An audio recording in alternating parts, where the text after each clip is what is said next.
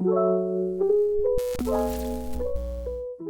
as long as I can remember, I've always been a fan of collecting. My first memory of collecting would date back to when I was a kid and I went to the beach and collected shells. I'd take these shells and just put them on my shelf just to have, all the way until today, collecting on Veve. But at the end of the day, my love for Pokemon cards is what ultimately led me to collecting and investing on the Veve app. Today, I wanted to share with you 5 reasons why I believe Veve and Ecomi have Pokemon, and they're just waiting for the right moment to open the floodgates. So reason number 1 is David Yu and Ecomi. So back in 2017, David Yu and Dan started a company called Ecomi. And earlier this year, they introduced a new app called Veve to the public for the very first time to collect digital collectibles. But before we talk about that, I wanted to share some insight with you on David Yu and who he is. David Yu is the CEO of Veve.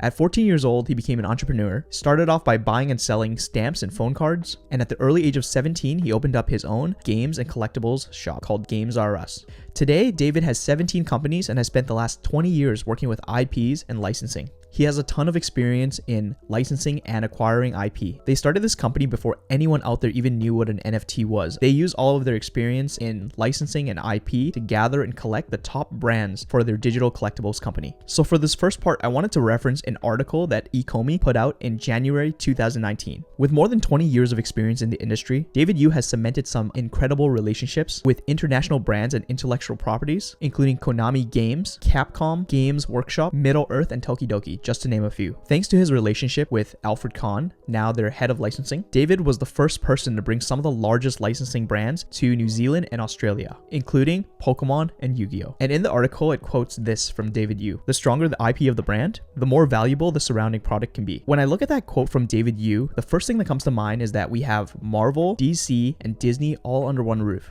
I believe that in order for this to have happened, we must have had a large brand tucked away, ready to use as leverage for a meeting with these large companies. And in one of my other videos, I talked about how Marvel and DC put aside their differences to come under the same roof. I believe that whatever brand was presented to both of these companies would have had to been massive in order for them to agree to work together. And I believe that brand is Pokemon. Not to mention in the article, they showcase this picture here with all these different brands. These are all brands that are distributed by Games R Us, David Yu's company. Veve started off with DC and the Todd McFarlane.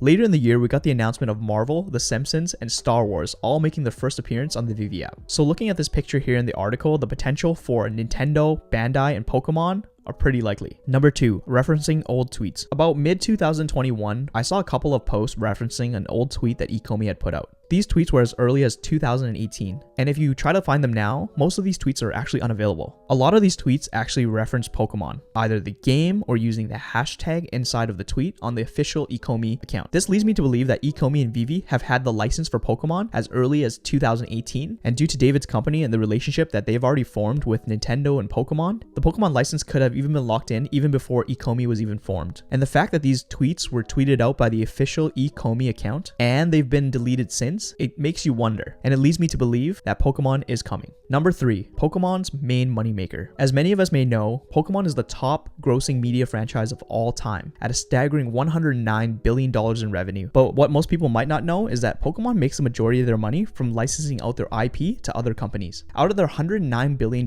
in revenue, $82 billion of that is made up by licensing out their brand. This leads me to believe that Pokemon, with their relationship with David Yu over the past 20 years, it almost makes it a no-brainer that they would give out their IP to Ecomi. It's also crazy to think that a news report about Veve earlier this week on TV in New Zealand, David mentioned that Veve would earn over $1 billion in revenue this calendar year. We've sold 2.8 million editions since January, growing to like 1.3 million active users. It allows users to trade, buy and sell, and we will be generating over $1 billion revenue in the calendar year coming. However, looking at the top grossing media franchises of all time, with Pokemon sitting at the top, if you look just a little bit lower, there's a lot of brands on here that Veve already has on the app. So I believe that David Yu might be selling himself a little bit short. Number 4 is connections. I believe with the team bringing on Alfred Kahn as their head of licensing and approaching Jeremy Padawar early on are big signs that Pokemon is coming. If you don't know who Alfred Kahn is, he's the guy that brought Pokemon to North America from Japan. Pokemon was originally called Pocket Monsters, but Alfred Kahn thought that the name Pocket Monsters wouldn't fly that well inside North America, so he changed the name to Pokemon. This is crazy. To have the person that changed the name Pocket Monsters to Pokemon and really made Pokemon take off in North America be your head of licensing is insane. Our next association is Jeremy Padawar.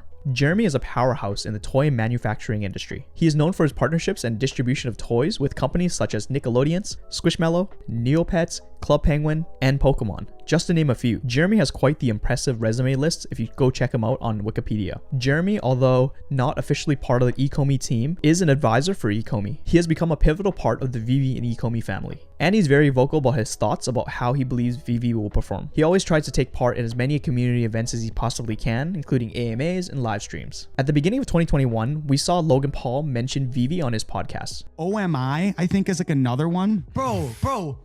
Fuck. Am I good? What are you saying? You have the same weird little coins that no one's ever heard of yet as me. Let's go. You have OMI? Yeah, bro. Shut the fuck up. I bought a bunch of that because I like that one. Pokemon. Yeah, dude. Y'all definitely talked about this. No, on my so kids, yo. Because I got in on OMI, and then I saw some stuff that I liked a little bit better, so I got out. But I probably, now that you said it, I'll probably get back in. OMI, this is not financial advice. You know what OMI is at right now, right? It's like fractions. It's hundredths of a penny. 0.003. This they didn't pay me to do this. They should. I'll reach out to them. But we'll take free coins. It's like a fraction of a cent of a cent. Yep. That's the coin that should the infrastructure and the model pop in the way that I think it will, because it's based on the Veve NFTs, who has IP out the fucking ass. Because that's where I think this NFT, I do believe it is a little bit of a bubble right now, but I believe the ones that will power through will be based around IP. Correct. IP. Yep. And the ones they have are crazy. And although there are no full associations with him and Pokemon, no one can deny that Logan Paul was a huge catalyst for springboarding Pokemon cards into a new level this past year. On his podcast, he talks about OMI and Veve, and he talks about IP being king, and he believes that the potential for this company could be huge. He is also invested in this company due to the potential of Pokemon coming to it. Fast forward to a couple months ago, on his podcast again, he talks about a company called Crypto Zoo, his new NFT project. And on this podcast, he talked about how impossible it was to get the Pokemon license. I thought this was pretty cool, as he mentioned how impossible and difficult it is to acquire the Pokemon license, but in the same time on his other podcast, he believes that Pokemon is coming to OMI and Veve. Not only that, but Jeremy Padawar was the one that introduced Logan Paul to Ecomi,